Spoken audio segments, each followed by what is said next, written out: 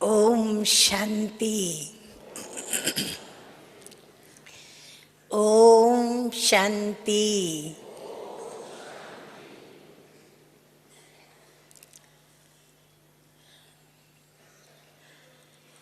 मीठे मीठे प्राण प्यारे प्राणेश्वर बाप दादा ने हम बच्चों को हम कौन हैं, क्या हैं, क्यों आए, फिर अब वापस कैसे जाना है, कब जाना है, सारी बातें हम बच्चों को आके बताई है। परम धाम से लेकर के हम आत्मा नीचे आई और फिर अब इस पुरानी दुनिया के विनाश के पश्चात हम अपने मीठे मीठे बाबा के साथ ही अपने घर जाएंगे। परंतु हम परम धाम से नीचे आए और अब वापस हम जब अपने घर जाएंगे, उस बीच के अंदर इस सृष्टि पर जो काल व्यतीत हुआ, अर्थात जो समय व्यतीत हुआ और उस समय के अंदर जो युग बीते, जो अवस्थाएं बनी, जो स्थितियां निर्माण हुई और हम आत्माओं की भी अपनी भिन्न भिन्न स्टेजिस की जीवन जो बनी, उसके अंदर परिवर्तन आता गया और उस परिवर्तन के चक्र को, अर्थात इस सृष्टि रूपी जगत में या स्टेज पर हम आत्माओं ने आदि से लेकर अंत तक जो पाठ व्यतीत किया, इस समय के चक्र को बाबा ने हम बच्चों को बताया कि ये है ड्रामा, अर्थात स्वदर्शन चक्र, जिसमें हम आदि मध्य अंत अपना पार्ट प्ले करते हैं। स्वदर्शन चक्र का अर्थ मुझे शाब्दिक अर्थ बताने की आवश्यकता मैं नहीं समझती हूँ, क्योंकि सभी स्वदर्शन चक्र के शाब्दिक अर्थ को जानते हैं कि जिस चक्र के अंदर स्व का हमें आदि मध्य अंत दर्शन होता है, वो है स्वदर्शन चक्र। परंतु यही स्वदर्शन चक्र बाबा ने हमें कहा कि ये एक ड्रामा है और इस ड्रामा के अंदर भी ब्रह्मा की रात्रि और ब्रह्मा का दिन, हम सभी आत्माएं उसमें से गुजरती हैं। स्टेजिस भी बता दी बाबा ने, सतो रजो तमो, फिर एकदम कलह युग के अंत में हम तमो प्रधान। अब हमें सतो प्रधान फिर से बनना है। ये चक्र है, इसीलिए ये चक्र घूमता रहता है और इस चक्र के लिए हम सभी जानते हैं कि ये चक्र देवी देवताओं के हाथों में दिखाया जाता है। परंतु बाबा ने हमें यह भी बता दिया कि ये देवी देवताओं के हाथों में क्यों दिखाया है। वास्तव में कोई देवी देवताओं के हाथों में ये चक्र नहीं है, परंतु हम ब्राह्मणों ने जो पुरुषार्थ किया, उस पुरुषार्थ की यह रिजल्ट, या ये कहें कि उनको उपलब्धि जो हुई, उस उपलब्धि का सर्टिफिकेट उनको देवी देवता स्वरूप में उनके हाथ में चक्र दिखाते हैं। चक्र अर्थात हम सभी जानते हैं कि गोल, राउंड, गोलाकार। अब हमें अपनी स्थिति को वर्तमान बाबा कहते हैं कि हम बच्चों को अचल बनानी है, अडोल बनानी है, स्थिर रखनी है, क्योंकि आगे चलकर अभी समय इतना नाजुक आने वाला है जिस समय में यदि हमने अपनी अचल स्थिति का बहुत काल अभ्यास नहीं किया, यदि हमने अपनी अडोल स्थिति बहुत काल से नहीं बनाई और उसको भी स्थिर रखने का अभ्यास नहीं किया, तो अंत में जब हमारे सामने विनाश की घड़ियाँ या विनाश के भिन्न भिन्न नज़ारे जो आएंगे, जो अति दुखद घड़ियाँ होंगी, देखने को भी दुखद घड़ियाँ, सुनने को भी दुखद घड़ियाँ और सहने को भी जो दुखद घड़ियाँ होंगी, जिसको देख करके हम हलचल में आ सकते हैं, हमारी स्थिति डामाडोल हो सकती है, हम अपनी एक रास्ता गंवा सकते हैं। इसीलिए बाबा हमें बार बार अचल और अडोल स्थिति बनाने के लिए ड्रामा की स्मृति दिलाते रहते हैं। अब ड्रामा की स्मृति क्यों बाबा दिलाते? स्वदर्शन चक्र की स्मृति बाबा क्यों दिलाते? तो आप देखेंगे मनुष्य का एक ऐसा निजी स्वभाव है कि जहाँ सरलता है, सहज है, वह कार्य वो सरलता से करता है, वहाँ वह खुश भी रहता है, स्थिति भी उसकी बनी हुई रहती है और उसको कोई तकलीफ नहीं होती है। परंतु जैसे ही उस सरल स्थिति या सहज स्थिति के विपरीत जरा सा भी उसको कोई विरुद्ध बात या विपरीत बात या विपरीत साधन उसके सामने आ जाता है, तो वो हलचल में आना शुरू हो जाता है। वो अपनी वो स्वाभाविक स्थिति रख नहीं पाता है। जो उसकी ओरिजिनल स्टेज होती है, वो स्टेज पर वो रह नहीं पाता है।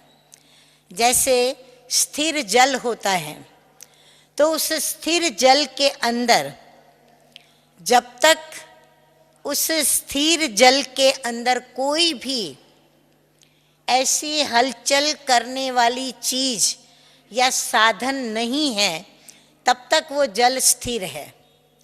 लेकिन यदि एक छोटा सा पत्थर उठाकर हम उस जल के अंदर फेंकें, तो जितना जोर से हम फेंकेंगे उतने उसके परिघ में चक्र पर चक्र बनते हुए हमें दिखाई पड़ेंगे। तो ये जो वर्तुलाकार में, वृत्ताकार में ये जो वर्तुल बनते जाते हैं, वो क्यों बने? क्योंकि जल जो स्थिर था उसको हलचल की स्थिति में कैसे लाया गया कि बाहर से हमने उसके ऊपर वार किया और उसको हमने हिलाया। ठीक वैसे ही आत्मा की यह शरीर के अंदर जो भी कर्मेंद्रियां हैं, यदि उन कर्मेंद्रियों को थोड़ा सा भी जो उसकी कार्य प्रणाली है, उस कार्य प्रणाली से कुछ अलग किया या उसको अलग दिया या कहीं बाहर से उसे दिया, जो कि उसके स्वभाव में वो बात नहीं है, परंतु हमने दिया, तो वो तुरंत हलचल में कर्मेंद्रियां आने लगती हैं। जैसे हम वृत्ति की बात उठाएं, पहले वृत्ति के अंदर जब हम परम धाम से आए तो हमारी वृत्ति बड़ी शुद्ध थी, बड़ी सतो प्रधान थी, बड़ी पावन थी, बड़ी पवित्र थी। बाबा हमारे पवित्रता के सागर, परम पवित्र, हमें पतित से पावन बनाने वाले, तो इसीलिए हमारे अंदर भी वही गुण था कि हम पवित्र थे, सत्व प्रधान थे। लेकिन हम जब इस सृष्टि पर आए तो पहले तो हम उस प्रभाव में बराबर रहे, और वह समय भी जब बीतता चला गया, और फिर जब द्वापर युग आना शुरू होता है तो देह अभिमान की प्रवेशता जो हमारी असली स्थिति से हमें नीचे ले आता है। अब हमारी वृत्ति को देही अभिमानी की ही आदत है, परंतु माया की प्रवेशता के कारण, अर्थात हम जो स्मृति स्वरूप थे, जिससे सामर्थ्य हमारा 21 जन्मों तक चला, वो धीरे धीरे कम होने लगा, और हमारी सुकृति समय के प्रभाव में और कुछ हमारे से कम कैटेगरी वाली आत्माओं के संग से हमारे अंदर वह बात आने लगी जो हमारी असली स्थिति के स्टैंडर्ड को बनाए नहीं रखती, और इसीलिए हमारी स्थिति धीरे धीरे उतरती कला में आती गई, और उतरती कला में आते आते जब द्वापर युग आता है और देह भान की जैसे ही प्रवेशता होती है, तो हमारी स्थिर स्थिति जो थी, पावन पूज्य स्थिति जो हमारी थी, हम उस स्थिति से हलचल में आना शुरू हो जाते हैं, और वो हलचल हमारी धीरे धीरे आगे बढ़ती जाती है। आखिर अंत में कलह युग के अंत तक जब हम पूरे 83-84वें जन्म पर आके पहुंचते हैं, तब तक हमारे अंदर ऐसे संस्कार बन जाते हैं वृत्ति के अंदर कि वह जो पवित्रता थी, वो पवित्रता प्रायः नष्ट हो जाती है, और अपवित्रता का पूरा साम्राज्य वृत्ति के ऊपर छा जाता है। और हम सभी जानते हैं कि वृत्ति को सुधारने के लिए हमें स्मृति को पावरफुल बनाना पड़ता है, और वह भी किसकी स्मृति? सिर्फ एक परम पवित्र सर्वशक्तिमान परमपिता परमात्मा शिव बाबा की, जो सदा कल्याणकारी हैं, सदा हम बच्चों के शुभ चिंतक हैं, जो इस नव विश्व निर्माण के निर्माता हैं। सिर्फ एकमात्र उनकी ही याद स्मृति ऐसी है जो हमें शुद्ध, पवित्र और पावन, जो हमारी असली स्थिति थी, वो हमारी बना सकता है। तो वृत्ति में जब वो स्मृति आवे तो सामर्थ्य आवे। बाबा की याद से ही वह शक्ति आती है, और जब शक्ति आती है तो हम समर्थवान कहलाते हैं, और जब हम समर्थवान बनते हैं तब हम हलचल को समाप्त कर सकते हैं। परंतु वृत्ति को विकृति मिली।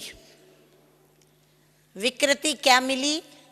कि देह भान में आए, और देह भान में वृत्ति का आने का कारण, वह वृत्ति हमारे स्वभाव संस्कारों पर भी छा गई।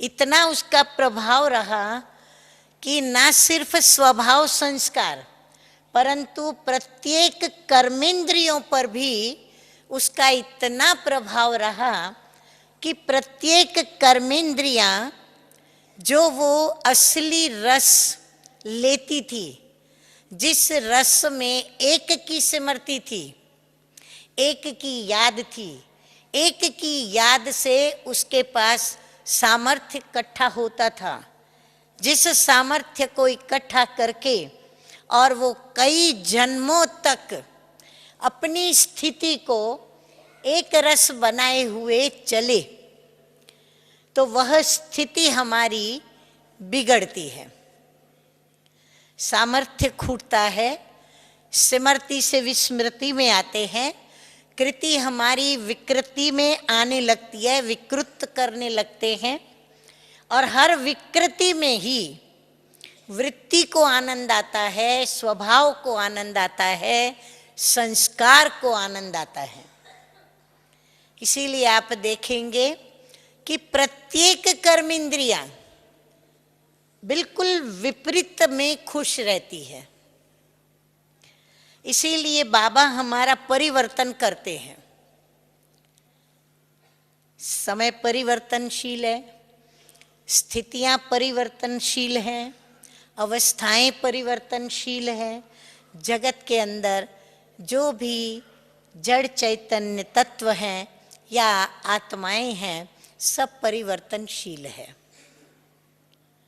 तो परिवर्तन होते होते होते यहाँ तक परिवर्तन हो जाता है कि हम जो पूर्ण रूपेण पावन थे पतित हो गए, पूर्ण रूपेण हमारी वृत्ति विकृति को प्राप्त हुई, स्वभाव भी हमारा विषयी विकारी बना, संस्कार भी हमारे पूरे पतित बने, अपवित्र हुए, संग भी हमें कुसंग मिलता गया, सत्संग से हम बिछड़ गए, और इस प्रकार उस वृत्ति, दृष्टि, कृति, प्रवृत्ति और प्रकृति के साथ जब हम इस जगत के अंदर अपने पार्ट को प्ले करने लगे, तो पार्ट भी वही मिला कि जिस पार्ट के अंदर हमारी प्रगति के लिए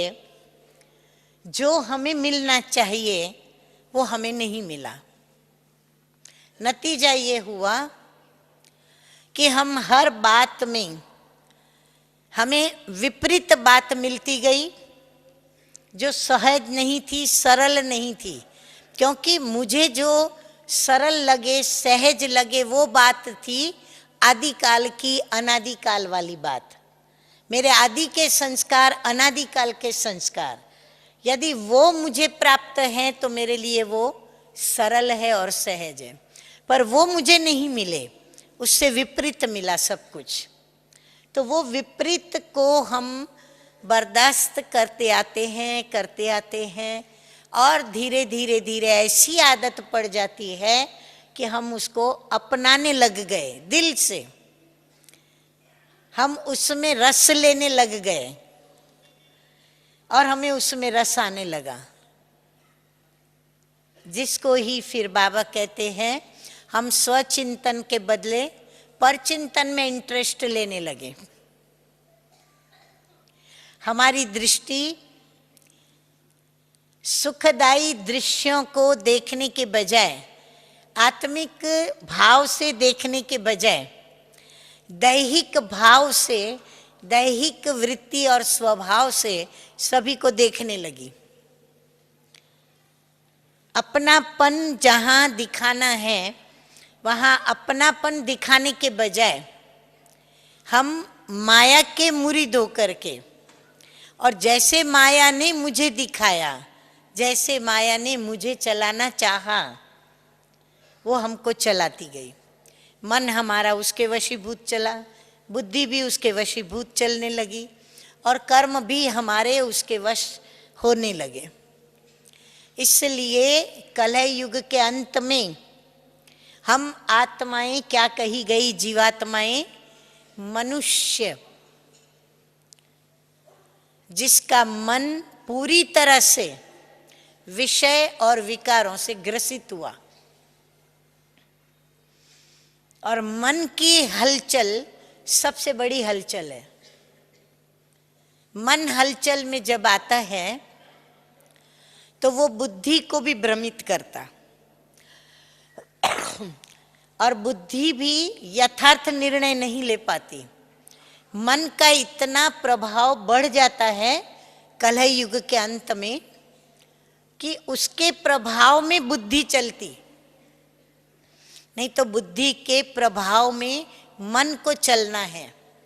क्योंकि बुद्धि है निर्णय शक्ति, विवेक शक्ति, जो अच्छे और बुरे का निर्णय करती है, सत्य असत्य का निर्णय करती है, और उसके निर्णय के पश्चात ही संस्कारों में कर्म करने की प्रेरणा आती है, और वो संस्कार हमारी कर्मेंद्रियों को प्रेरित करके और कर्म करवाता है। तो बुद्धि भी जब मन के प्रभाव में प्रभावित होकर और विकृति में चलने लगी बुद्धि, तो निर्णय शक्ति हमारी गलत होने लगी। तो कभी हमें उसने अच्छी बात बताई, कभी उसने निर्णय में हमें गलत बात भी बताई। वो खुद भी कंफ्यूज होकर के चलने लगी, राइट क्या रॉन्ग क्या, भला क्या बुरा क्या। यहाँ तक कि समय भी ऐसा रहा कलयुग में कि बुराई को भी लोग अच्छा समझने लगे, झूठ को भी सच मानने लगे, झूठ को भी यहाँ तक सिद्ध करने लगे कि झूठ ही सच हो गया, और जो सच था वह झूठ में परिवर्तित हुआ। इतनी हद तक परिवर्तन आया। अब ऐसी सृष्टि में हम बच्चों ने, शिव बाबा ने ब्रह्मा द्वारा हम बच्चों को जन्म दिया। ऐसे कीचड़ के बीच में, ऐसी वृत्ति के बीच में, ऐसी लोगों की दृष्टि के बीच में, ऐसे लोगों के स्वभाव संस्कारों के बीच में, और ऐसी प्रवृत्ति के बीच में, संपर्क संबंध व्यवहारों के बीच में हम बच्चे जन्मे। तो हमारे भी अपने संस्कार वैसे ही थे। अब हमें परिवर्तन स्व का भी करना, और फिर दूसरों के द्वारा भी आने वाली विपरीत परिस्थितियां जो परीक्षा के रूप में मेरे परिवर्तन में जो बाधा डालने लगी, तो मुझे स्वयं को भी बचाना और अन्य को भी बचाने का सामर्थ्य धारण करना है। क्योंकि बाबा ने मुझे कहा कि मैं विश्व कल्याणकारी बाप हूँ तुम्हारा, तुम्हें मेरे समान बनना है। तो हमारी भी ये चाहना और आशा बनी कि हमें बाप समान बनना है, और बाप समान बनना है तो मुझे भी औरों की वृत्ति दृष्टि कृति जैसे मेरा परिवर्तन होता चला जाए, मैं अन्य का भी परिवर्तन करूं। मेरा कल्याण बाबा ने किया, अब मेरा काम है मैं अन्य का कल्याण करूं। परंतु उसके लिए मेरे में सामर्थ्य चाहिए। और सामर्थ्य किस बात का?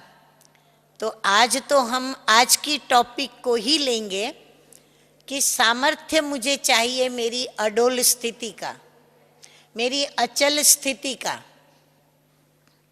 मेरी स्थिर स्थिति का, जो कभी भी कितने भी माया के विघ्न आए, चाहे रॉयल रूप में आए, चाहे स्पष्ट रूप में आए, परंतु मेरी स्थिति हलचल में ना आए, मेरी स्थिति डावाडोल ना हो। और फिर रॉयल रूप में, जैसे कहते ना सीता के आगे राम के रूप में माया आई, रावण ने राम का रूप धरा, तो माया भिन्न भिन्न रूप धर करके हमारे परिवर्तन में विघ्न डालने आती है। वास्तव में माया भी कोई अलग चीज नहीं, अलग हस्ती नहीं, अलग उसका कोई अस्तित्व नहीं। वो है तो वो हमारे ही बिगड़े हुए स्वभाव की विकृति। हमारी ही विकृति हमारे सामने हमारे लिए माया बन करके आती है। तो ये जो हमारा स्वभाव बिगड़ा विकृति के कारण, वृत्ति जो बिगड़ी, दृष्टि बिगड़ी, कृति बिगड़ी, प्रवृत्ति बिगड़ी, अब हमें उसको एक रसता में लाना है। तो हमें बाबा ने तो कई बातें सिखा दी है, बहुत ज्ञान हम बच्चों को दिया है। ज्ञान तो मिला, ज्ञान है बौद्धिक स्तर पर जानकारी, जानकारी बाबा ने दी। लेकिन जानकारी के साथ साथ बाबा ने हमें शक्तियां भी दी योग सिखाकर, क्योंकि सिर्फ जानकारी से काम नहीं बनता, जानकारी के साथ हमको पावर्स भी चाहिए। अगर पावर ना हो तो जानकारी कुछ कर नहीं पाती।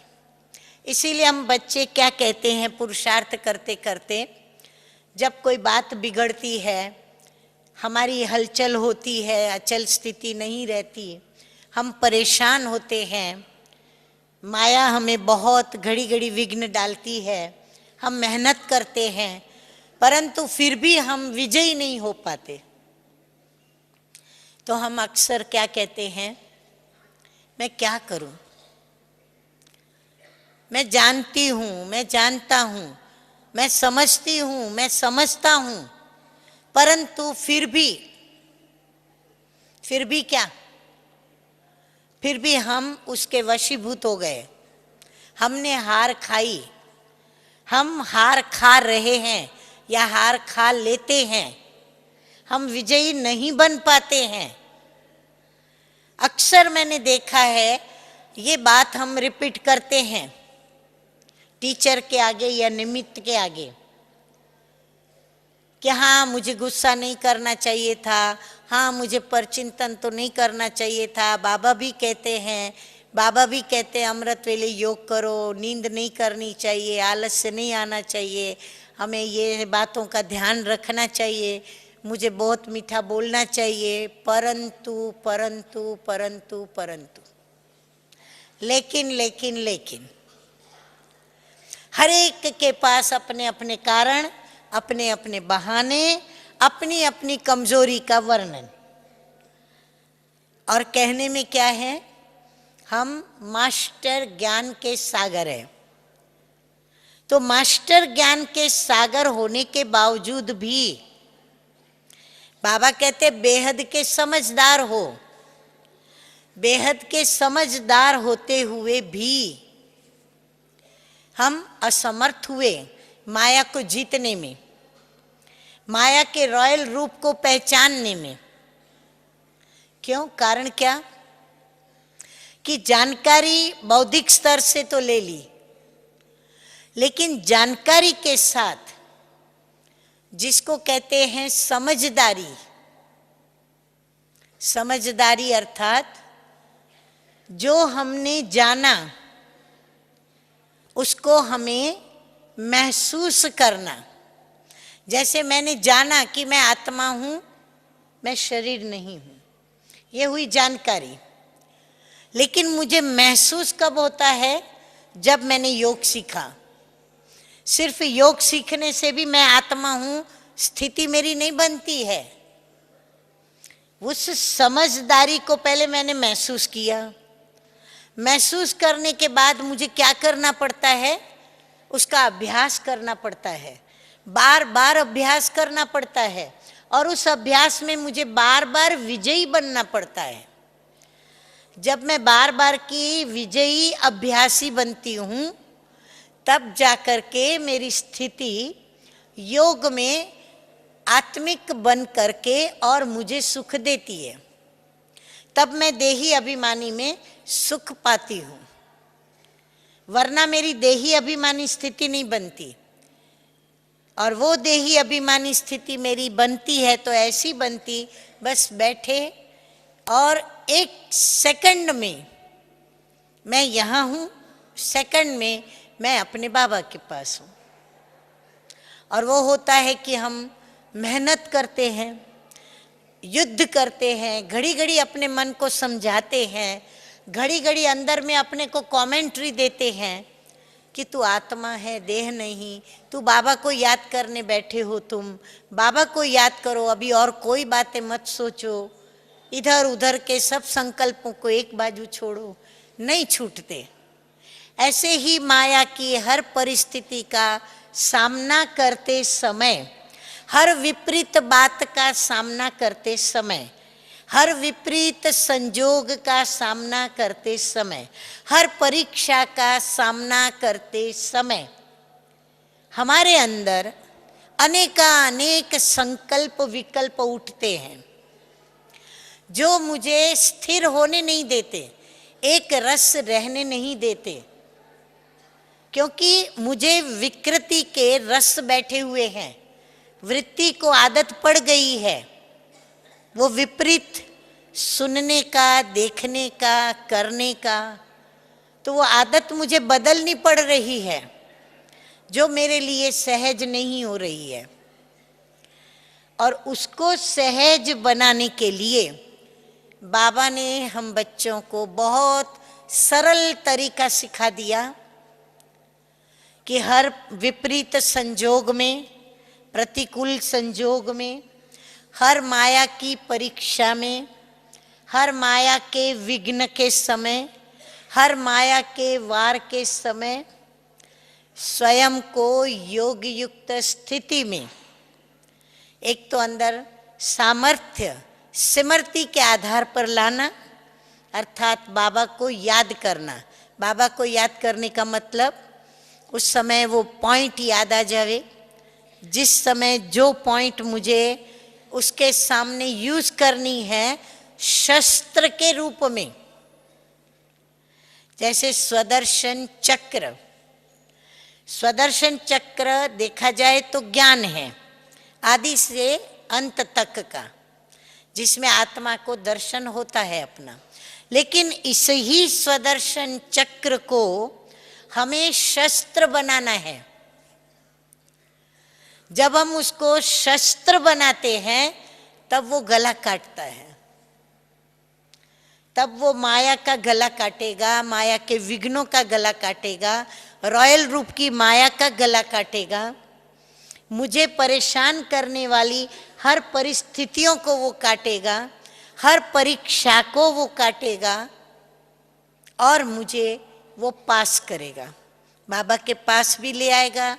बाबा की माया के द्वारा आने वाली परीक्षाओं में मुझे पास भी करेगा, पास विथ ऑनर भी हो जाऊंगी और धर्मराज से भी मैं सलाम मार के पास हो जाऊंगी। तो इसके लिए हमें उसको शस्त्र बनाना है। तो स्वदर्शन चक्र को शस्त्र कैसे बनाएं? बाबा ने सहज तरीका सिखा दिया कि एक तो जब भी ऐसी बातें सामने आए तो क्या, क्यों, कैसे, किस लिए, ये कह वाली जो कौवे की भाषा है, बाबा कहते हैं वो करना बंद करो।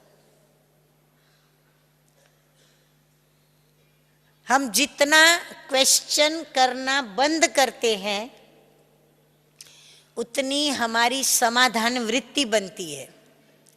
जब वृत्ति पावरफुल समाधान की बनने लगती है तो ऑटोमेटिकली दृष्टि, कृति, प्रवृत्ति सब कुछ हमारा समाधानकारी बनता जाता है। तो एक तो हम अपने में प्रश्न पूछने बंद करें। कल की ही बात है, कल हमें मीठे मीठे अव्यक्त बाप दादा ने ड्रामा का पाठ कैसे पक्का कराया। प्रैक्टिकल बाबा के आगे बात रखी गई कि दोनों दादियों का ऐसा हुआ, यानी हम बच्चों को अच्छा नहीं लगा, ये क्यों हुआ, कैसे हुआ, नहीं होना चाहिए। हाँ, कई प्रकार के हम बच्चों के संकल्प बाबा के आगे जरा संभल के रखा एक वाक्य में। लेकिन बाबा का जवाब क्या था? ड्रामा। फिर कोशिश की बाबा से जवाब निकलवाने की, बाबा ने कहा अच्छा ठीक है, जो भी कहना है, जो उलहनाएं देनी है दो।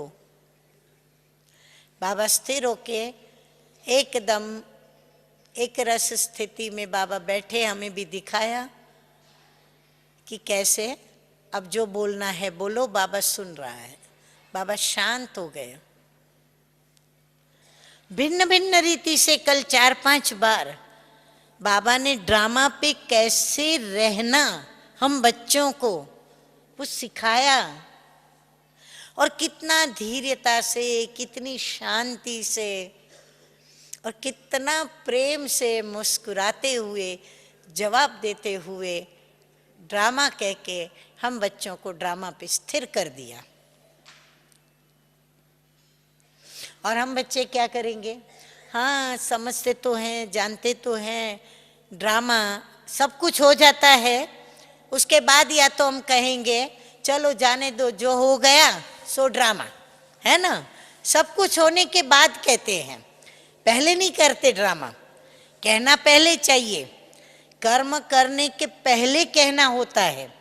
लेकिन अक्सर हम मेजॉरिटी 98% कभी कहते हैं जब वो बात बन जाती है, घटना घट जाती है और हम संकल्प विकल्प भी कर लेते हैं और उस घटना के वशीभूत या उस परिस्थिति के वशीभूत हम कई प्रकार के प्रश्न उत्तर भी कर लेते हैं, स्थिति भी ऊपर नीचे कर लेते हैं।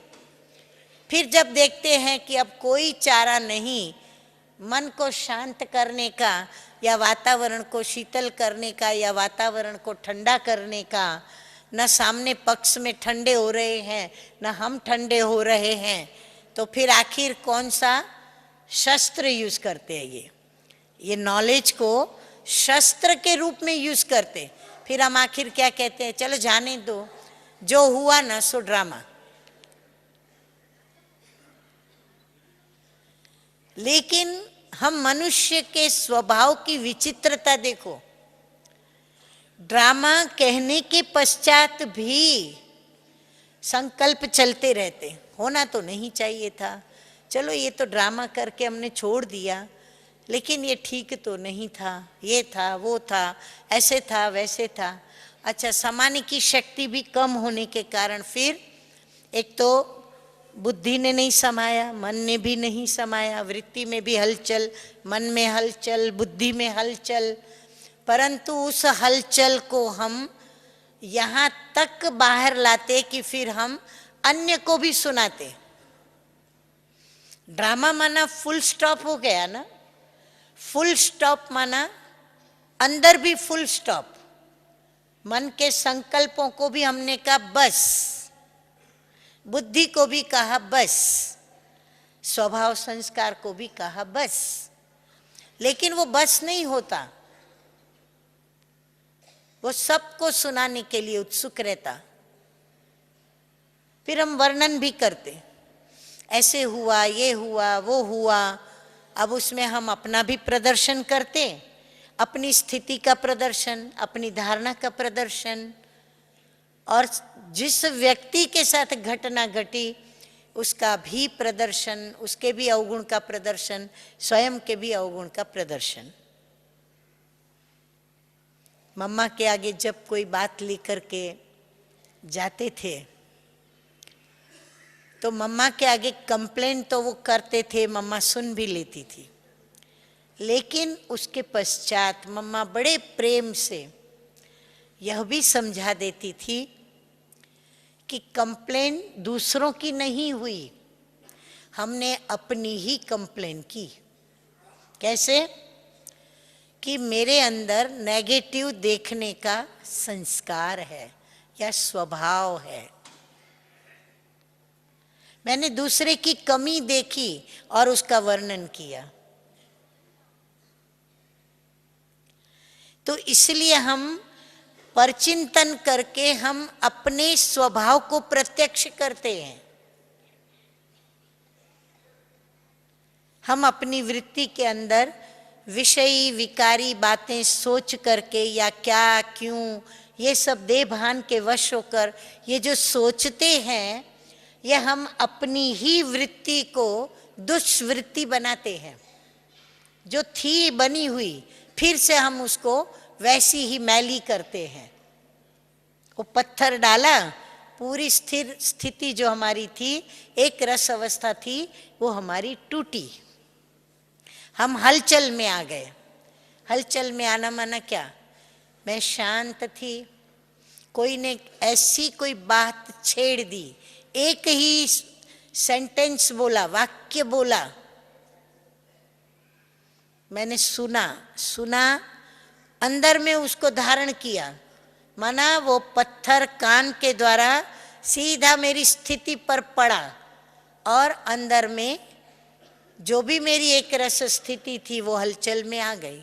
अच्छा, ऐसे बोला, ऐसे कहा, ऐसे मेरे लिए बोला, अच्छा वो व्यक्ति ऐसी, अरे हमने तो ऐसा समझा ही नहीं था, ये तो नहीं होना चाहिए, वो ये क्या, क्यों, किस लिए।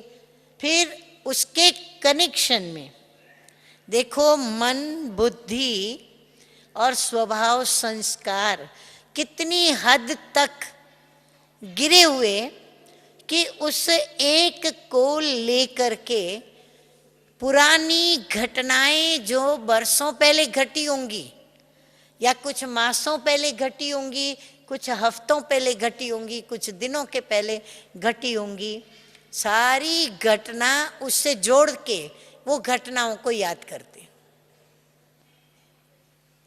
जो घटनाएं घट चुकी, गुजर चुका, जो समय गुजर गया, माना मर गया, उस मरे हुए को जिंदा कर देते, जिसको कहते हैं कब्र से हड्डियों को निकालना बाहर। कब्र तक खोद डालते हम, तो पूरी स्थिति हलचल में रहती। अब हमें तो रहना है अचल। अगर हमें योग से अपने अंदर सर्व शक्तियों की प्राप्ति करनी है, प्राप्ति भी नहीं, उपलब्धि, उपलब्धि अर्थात सिद्धि, योग की विधि सिद्धि प्राप्त कराती है। सिद्धि माना एक होता है कर्म और कर्म का फल, पुरुषार्थ, मेहनत और उसका फल। लेकिन जब हम उस मेहनत के फल को सिर्फ स्वयं नहीं खाते, लेकिन हमारे पास इतना जमा होता कि मैं जब चाहूं, जिसको चाहूं, जिस समय चाहूं, जितना देना चाहूं, जैसा देना चाहूं और जो भी देना चाहूं, मुझे कोई रोके नहीं, कोई टोके नहीं, ना कोई मेरा स्वभाव रोके, ना कोई संस्कार रोके, ना मेरी वृत्ति मुझे रोके, न मुझे कोई व्यक्ति रोके, और मैं अपने उठने वाले उन शुभ संकल्पों को, उठने वाली वो भलाई को, मैं उस कर्म को प्राप्त करूं सिद्धि के रूप में। उसको कहते हैं सिद्धि। जब मैं प्रैक्टिकल करूं, जिसके लिए बाबा हमें बार बार कहते हैं कि कोई हमारे सामने आ गए तो बाबा कहते हैं 1 सेकंड में उसे क्या अनुभव आना चाहिए, उसको शांति चाहिए, वो दृष्टि दे, उसको शांति की अनुभूति हो। वो व्यक्ति आई, प्यार की प्यासी है, उसको कहीं अपनापन नहीं मिलता, वो दृष्टि दे हमें, ले, और उसे ऐसा बाबा का प्यार का अनुभव हो कि उसको अपनापन फील हो, वो तृप्त हो, संतुष्ट हो। तो ये सेकंड में सिद्धि जो होती है वो वरदान है, सेकंड में प्राप्ति कराती है। तो एक रस अचल और अडोल स्थिति के लिए हमें क्या करना पड़े? स्वदर्शन चक्र को, ड्रामा को शस्त्र बनाना पड़े। जो शस्त्र मैं जब भी उस चक्र को घुमाऊं, अर्थात मैं वह पॉइंट स्मृति में लाऊं जो मेरे लिए शस्त्र का काम करे, और वो शस्त्र जाके उसका गला उड़ा दे, अर्थात उठने वाले परचिंतन या हमारे स्वभाव के विपरीत, या बाबा ने जो श्रीमत दी है उसके विपरीत जो भी संकल्प, विचार, विवेक, निर्णय या जो कुछ भी मेरे अंदर मन मत, परमत या फिर माया की मत जो भी मेरे अंदर उछल के बाहर आना चाहती है, मुझसे कर्म कराना चाहती है, वो कर्म न करा सके।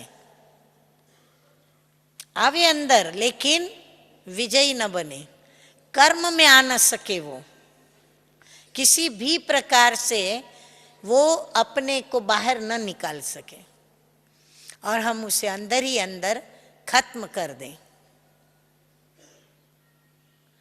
जब ये सूक्ष्म सामर्थ्य हमारे अंदर आ जाए तब हम सिद्धि को भी प्राप्त हों, तब हम सुख दुख, मान अपमान, निंदा स्तुति, ग्लानि, जय पराजय, हम सब में विजयी हो सकते हैं।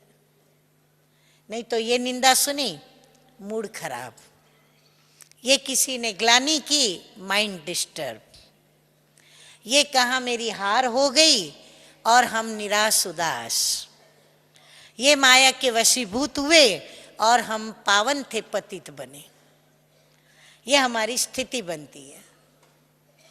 इतना हमें वो हलचल में ले आती है। तो इसीलिए अचल अडोल बनने के लिए एक रस स्थिति जो हमें इन सभी बातों में विजयी बनाए, माना जैसे एक तराजू का वो कांटा होता है ना, वो स्थिर रहे। मान में भी हम इतने खुश ना हो जाए, अभिमान में ना आए, और अपमान हो तो हम ऐसे दुखी ना हो जो हम पुरुषार्थ करना छोड़ दें।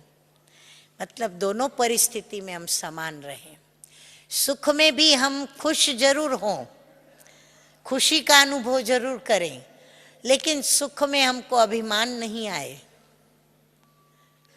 हम दूसरों को अपने से कम न समझने लगे, और दुख में हम इतने दुखी भी ना हों जो हम भक्ति मार्ग से लेके माया के वशीभूत होके अपने को दुखी करते आए और दुखी समझते आए।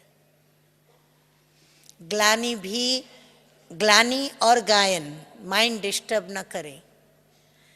प्रकाशमणि दादी जी, अपनी मीठी मीठी दादी, हमेशा एक बात बहुत अच्छी हमें कहती थी कि अपनी स्थिति का जो थर्मोमीटर है ना, वो किसी के भी हाथ में नहीं देना है, अपने पास रखो। वो थर्मोमीटर के पारे को ऊपर ले जाना या नीचे ले जाना, ये हमारे हाथ में होना चाहिए। हम अक्सर करके क्या करते हैं, सुख तो देना सीख गए, लेकिन सुख लेना वो कम सीखे। दुख नहीं देना तो सीखे, लेकिन दुख नहीं ले ये कम सीखे। पर चिंतन करना सीखे, लेकिन स्वचिंतन में रहें और स्वयं को सुख दें, ये नहीं सीखे। इसलिए देना लेना दोनों हमें सीखना पड़े बराबर। हम अक्सर सभी को ज्ञान देते हैं, ज्ञान लेते हैं, लेकिन स्थिति बनाने समय हम भूल जाते हैं कि मुझे अपनी स्थिति का, यानी सकारात्मक पावरफुल सामर्थ्य वाली स्थिति के संग के रंग में उसको रंगना है, न कि मुझे उसके कमजोर, नकारात्मक और असामर्थ्य वाली जो भी बातें हैं उनका मुझे शिकार बनना है। इसलिए हम बाबा की याद में निरंतर रहने का अभ्यास करें, यानी स्मृति को पावरफुल करें। बाबा की स्मृति तो माना बाबा की जो भी श्रीमत है, बाबा का जो ज्ञान है, जो पॉइंट्स हैं ऐसी समय पर जो दवाई के रूप में काम करती हैं, इंस्टेंट फायदा पहुंचाती हैं, ऐसी ऐसी पॉइंट्स बुद्धि में रखें, उसके लिए हमें हाँ लिखना पड़े, रोज मुरली पढ़नी पड़े, रेगुलर अटेंशन से मुरली पढ़नी पड़े, काम उतारने के लिए नहीं। कई मुरली पढ़ लेते हैं, फिर समझते चलो आज का तो मेरा काम उतरा, मैं निर्बोझ हो गया या हो गई। मुरली तो पढ़ ली हमने, लेकिन कैसे पढ़ी? नहीं, मुरली भी ऐसे पढ़े कि वो मुरली में जो मुझे शक्तियाँ मिल रही है ना, वो मैं लेके छोड़ूं। तो उसके लिए हम स्मृति को पावरफुल बनाएं, सामर्थ्य प्राप्त हो ऐसी बनाएं, निरंतर रहे ऐसा करें।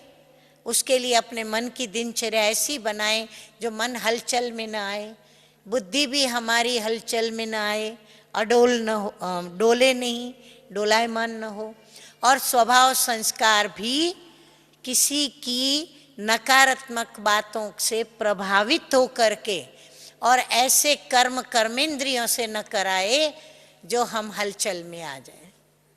क्योंकि कोई भी छोटी या बड़ी गलती हो जाएगी तो हम ब्राह्मणों को बहुत वो परेशान कर देती है। तो इसीलिए कोई ऐसी कर्मेंद्रियों से गलती भी ना हो जाए, न देखने की, न सुनने की, न बोलने की, न हाथ पांव के द्वारा कुछ करने की। शरीर की कर्मेंद्रियां मिली क्यों है? हम ब्राह्मणों की टोटल ये शरीर और शरीर की कर्मेंद्रियां दूसरों को सुख पहुंचाने के लिए मिली है। कान मिले हैं बाबा की ही बातें सुनने के लिए, सकारात्मकता ही सुनने के लिए, स्वचिंतन की बातें सुनने के लिए, पर चिंतन के लिए नहीं। मुख भी मिला है ज्ञान दान करने के लिए, जितना हो सके हम ज्ञान दान करें, अन्यथा हम मौन में रहें, अर्थात बाबा की याद में रहें। वृत्ति के लिए भी बाबा ने याद का साधन दे दिया। मन को कहा मेरे में लगा, लगन में मगन रहें, तो बस यही सारा दिन करते रहें। जिस रास्ते, जिस मंजिल की ओर जाना है और वहाँ जो रास्ता जाता है, हमें उस रास्ते पर ही चलना है, उस रास्ते का ही सोचना है। हम दूसरे रास्ते का सोचे ही क्यों?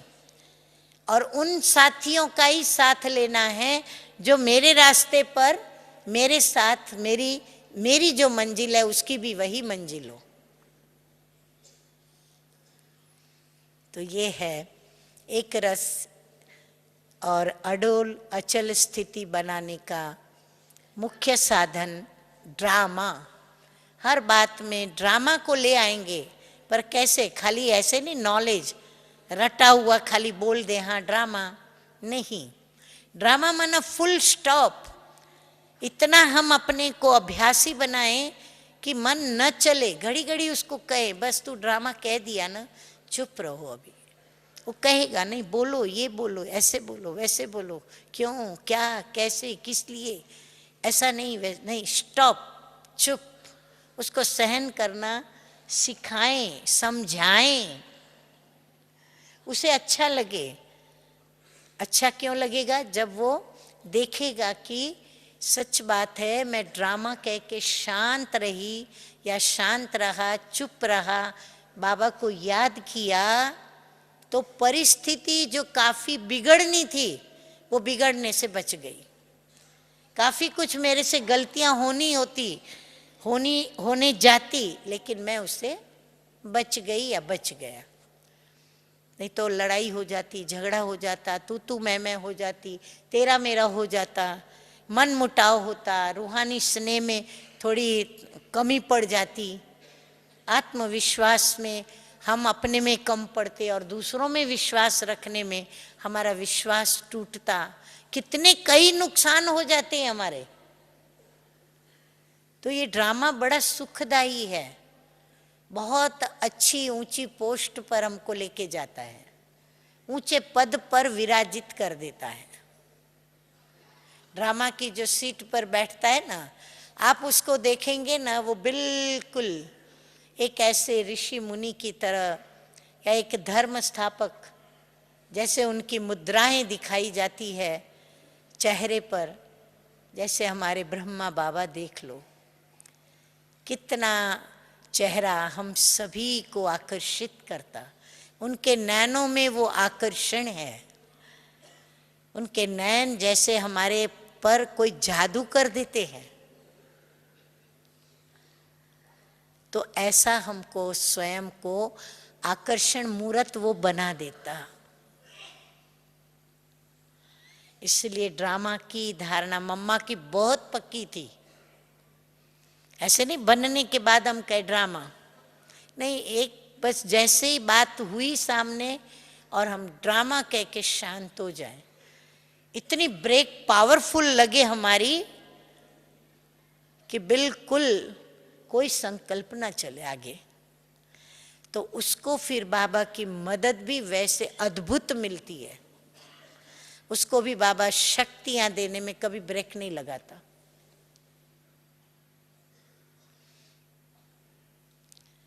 तो इसीलिए हम सभी ड्रामा की धारणा में रहें, ड्रामा को समझें, महसूस करें और स्वदर्शन चक्र को शस्त्र बनाएं।